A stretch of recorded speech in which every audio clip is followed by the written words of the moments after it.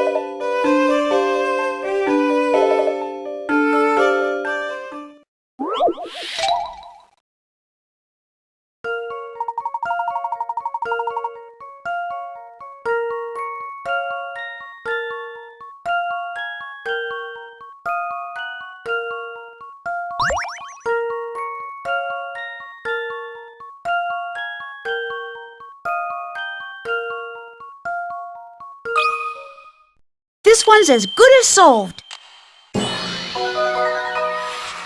I knew it!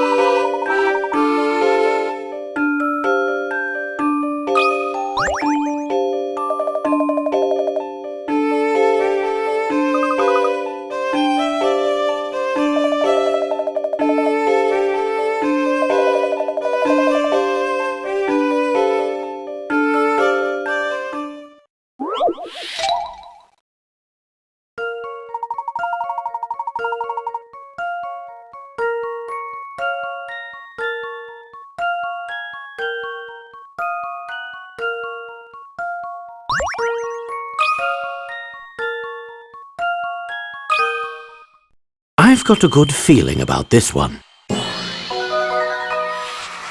Few things satisfy like a puzzle solved.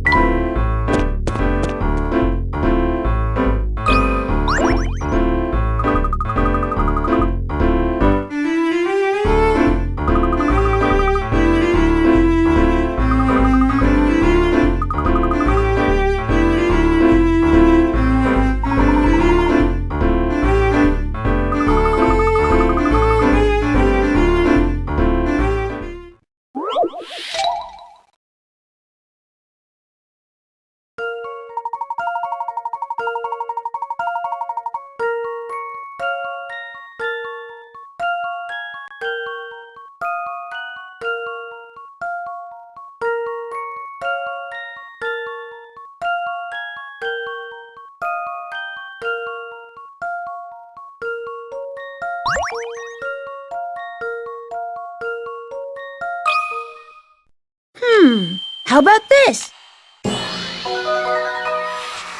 I knew it!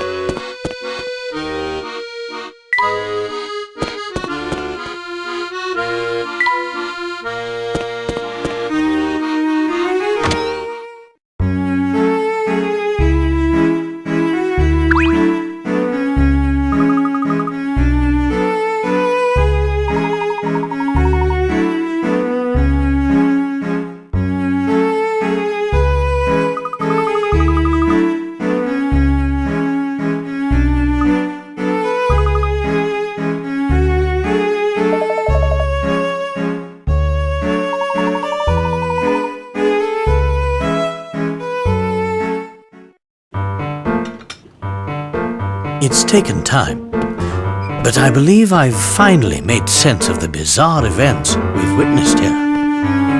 You've worked it all out? For the most part.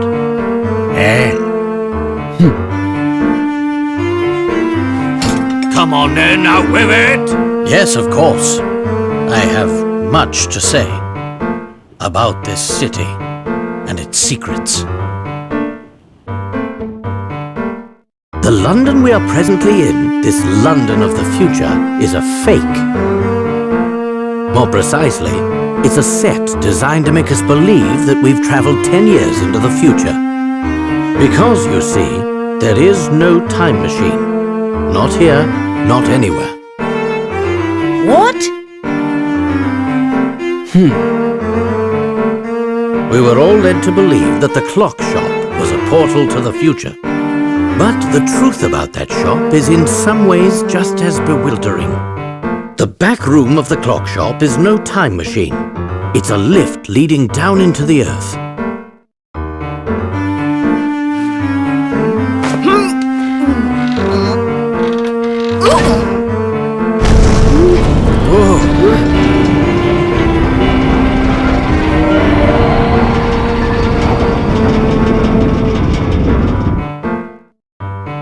You mean to say we're underground right now?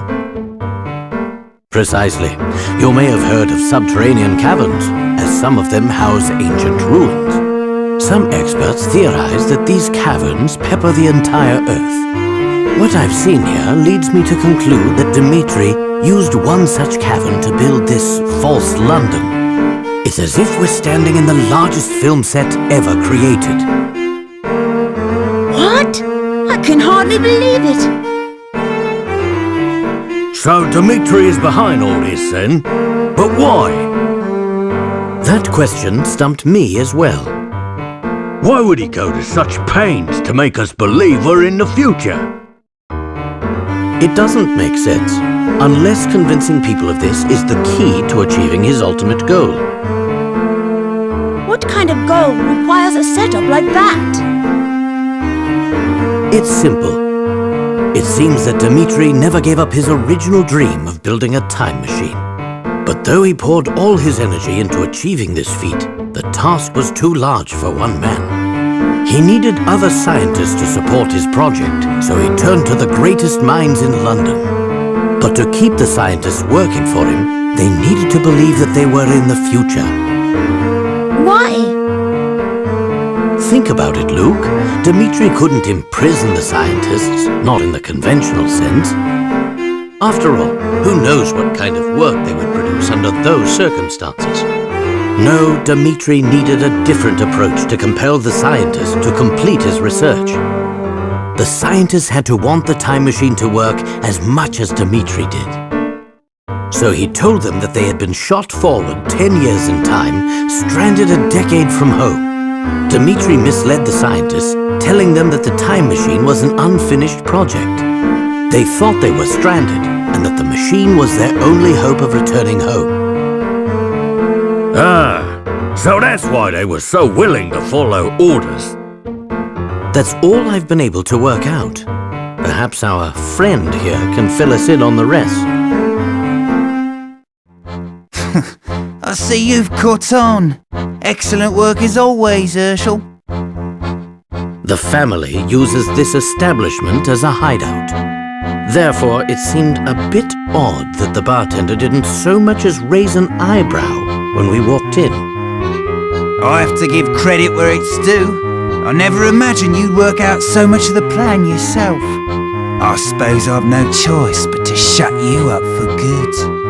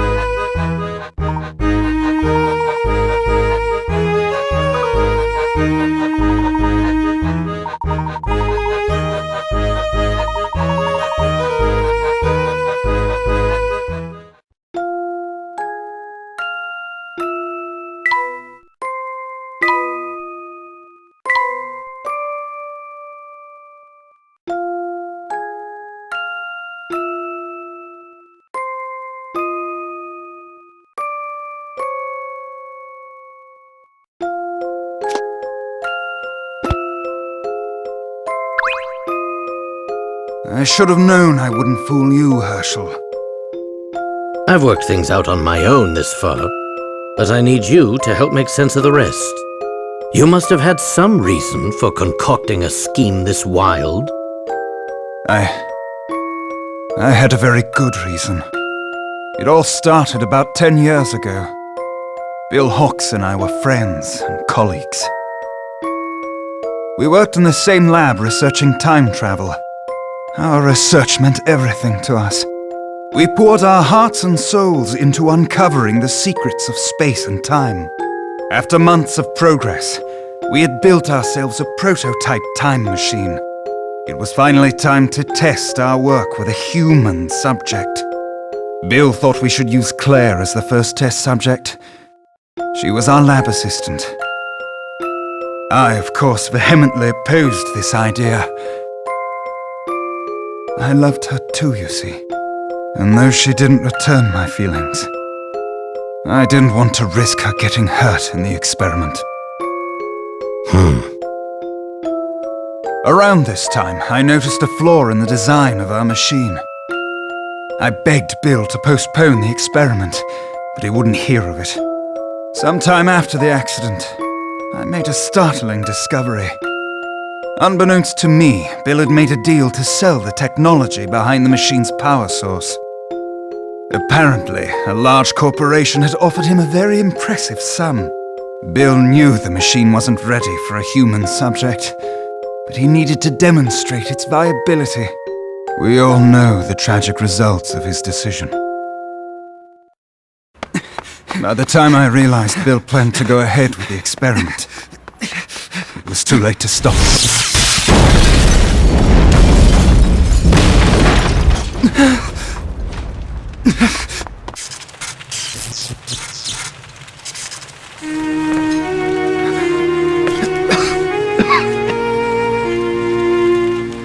What have you done?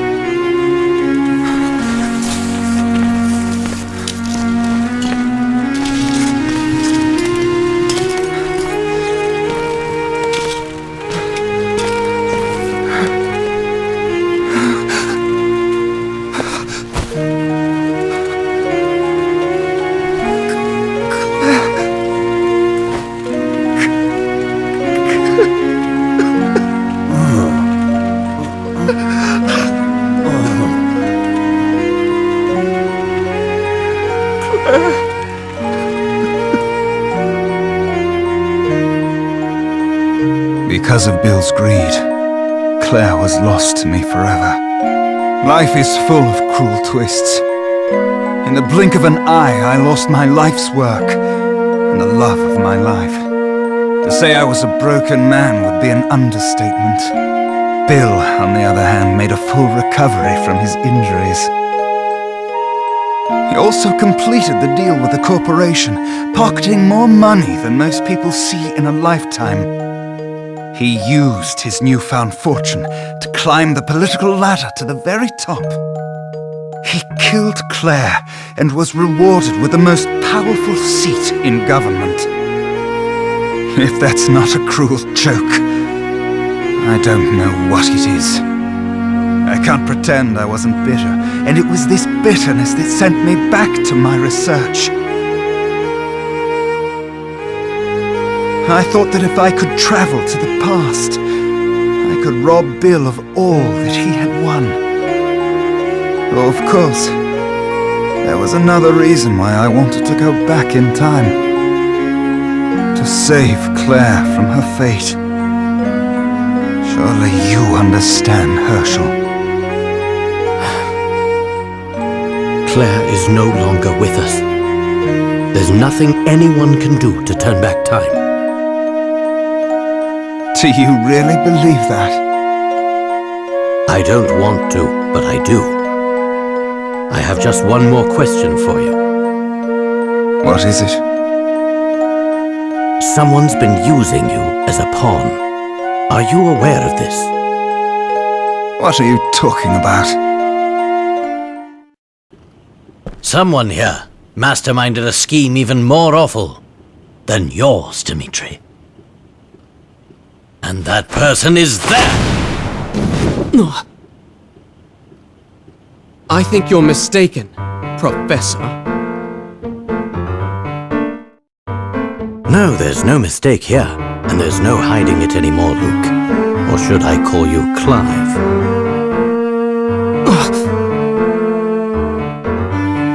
It took some time to put together the pieces of your plan, but when I finally understood it all, the sheer evil of it sent a chill down my spine. What is he talking about, Clive? You kept your true intentions hidden from everyone, Clive. Even your partner, Dimitri. What are you saying, Herschel?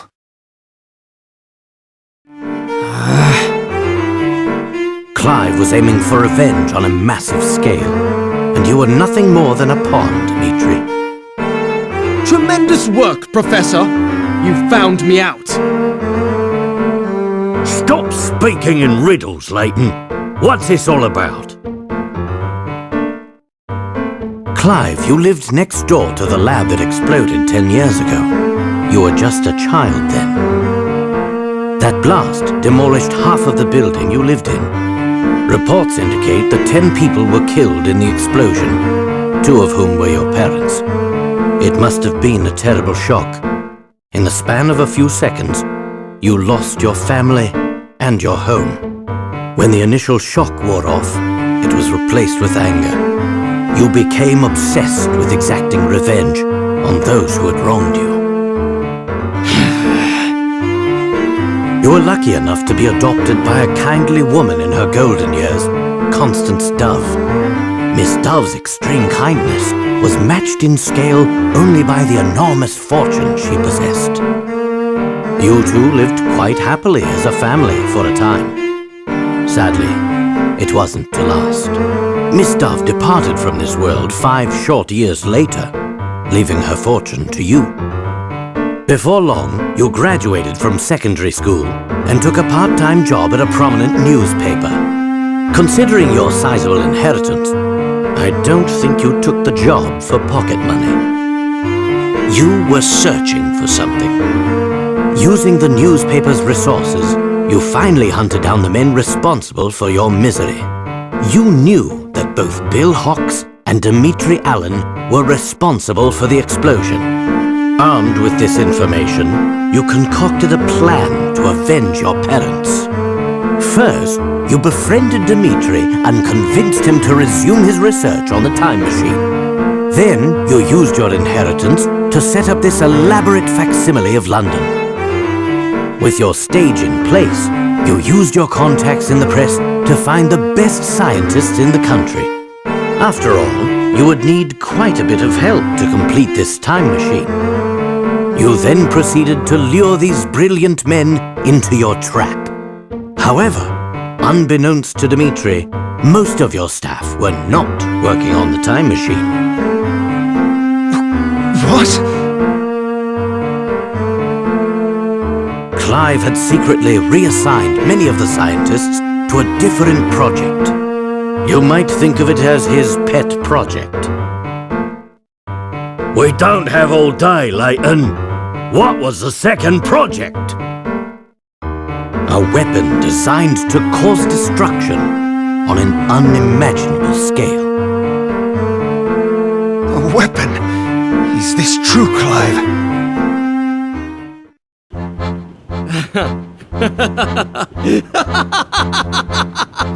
And I thought scientists were supposed to be observant. While you focused on your machine, I had a different goal.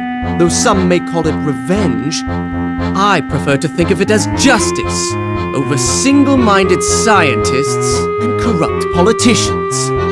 What are you saying, Clive? Enough explanations! Let me show you!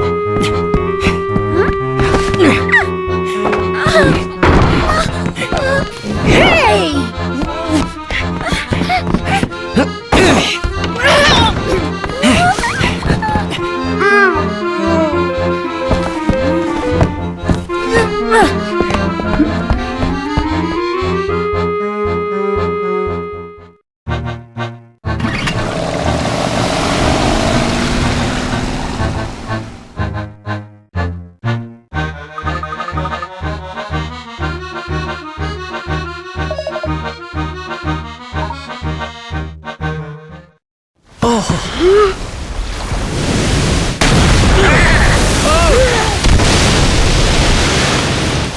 quickly! Move to higher ground!